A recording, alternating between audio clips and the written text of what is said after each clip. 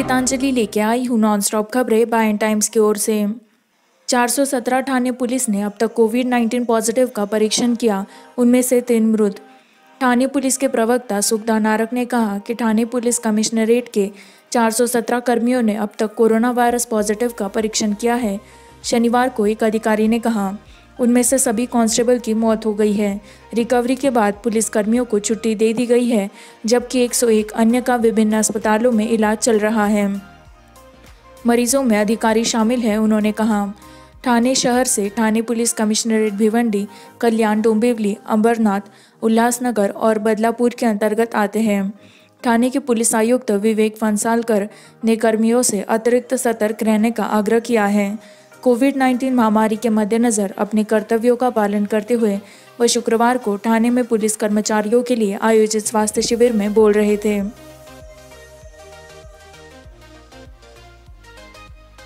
भारत ने 18,000 से अधिक मामलों के साथ उच्चतम एकल दिवसीय कोविड-19 स्पाइक रिकॉर्ड किया। मरने वालों की संख्या बढ़कर 15,685 हो गई। केंद्रीय स्वास्थ्य मंत्रालय के आंकड़ों के अनुसार 4 लाख संक्रमणों के दर्ज होने के 6 दिन बाद भारत के कोविड-19 ने शनिवार को 18,552 मामलों के उच्चतम एकल दिवसीय उछाल के साथ 5 लाख की दौड़ लगाई, जबकि मृत्यु का आंकड़ा 15,685 हो गया। कैसे लोड 5,08,953 तक पहुंच गया, जबकि पिछले 24 घंटों में 384 मौतें दर्ज की गई। सुबह 8 बजे का अपडेटेड आंकड़ा दिखाया गया। देश में कोरोना वायरस संक्रमण के 110 दिनों में 1 लाख तक पहुंचने में 5 दिन लगने में सिर्फ 49 दिन और लगे। 27 जून को लाख का निशान। ये लगातार चौथा दिन था जब कोरोना वायरस का संक्रमण 15,000 से अधिक चौथे दिन तक बढ़ा गया था, जबकि 1 जून से 27 तक 3,18,418 संक्रमणों की वृद्धि हुई है। सक्रिय मामलों की संख्या 1,97,387 है, जबकि 2,95,880 लोग बरामद हुए हैं और एक मरीज पलायन कर गया है। इस प्रकार अब तक लगभग 58.13% रोगी ठीक हो चुके हैं, एक अधिकारी ने कहा। कुल पुष्टि किए गए मामलों में विदेशी शामिल हैं। पीएम मोदी को सार्वजनिक रूप से चीन की निंदा के लिए निंदा करनी चाहिए, त्वरित कार्रवाई, कांग्रेस नेता कपिल सिब्बल। कांग्रेस ने शनिवार को प्रधानमंत्री नरेंद्र मोदी से कहा कि वह भारतीय क्षेत्र में अपने बेशर्म अवतार के लिए चीन की सार्वजनिक रूप से निंदा करे और वास्तविक नियंत्रण रेखा LAC मुद्दे को हल करने के लिए सरकार से मजबूत और त्वरित कार्रवाई करने का आग्रह किया। कांग्रेस के वरिष्ठ नेता कपिल सिब्बल ने एक आभासी प्रेस कॉन्फ्रेंस में कहा कि प्रधानमंत्री को राष्ट्र को संबोधित करना चाहिए और वादा करना चाहिए कि भारतीय क्षेत्र पर कब्जा करने वाले को पीछे धकेल दिया जाएगा। उन्होंने कहा कि पूरा देश और पूरा विपक्ष उनके और उनके वादे के पीछे खड़ा होगा। मोदी सरकार के तहत सबसे बड़ी कूटनीतिक विफलता को देखा है। पूर्व केंद्रीय मंत्री ने कहा कि चीन के साथ LAC मुद्दे को हल करने के लिए कुछ त्वरित कार्रवाई की जानी चाहिए। कुछ त्वरित कार्रवाई की आवश्यकता है। उन्होंने सीमा विवाद के जल्द समाधान की मांग की। चीन जबकि उस कूटनीति और चीन के साथ आर्थिक नाकेबंदी से काम नहीं चलेगा।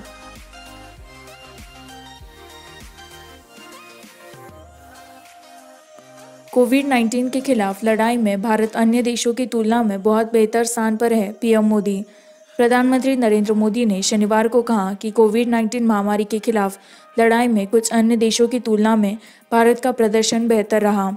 पीएम ने रेवरेंड डॉक्टर जोसेफ मार थोमा मेट्रोपॉलिटन की 90वीं जयंती समारोह को चिन्हित करने के लिए उद्घाटन भाषण देते हुए यह अवलोकन किया।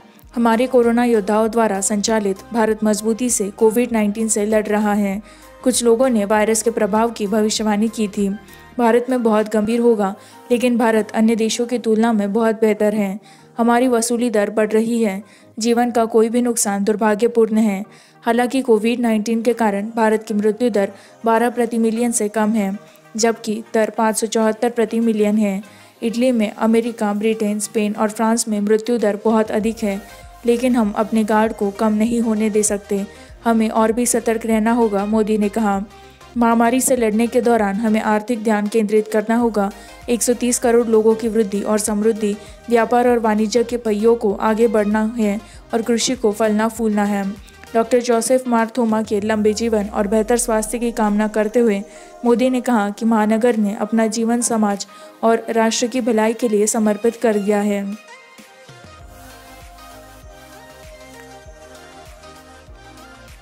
राष्ट्रपति रामनाथ कोविंद आरबीआई की निगरानी में सहकारी बैंकों को लाने के लिए अध्यादेश लाने का वादा करते हैं।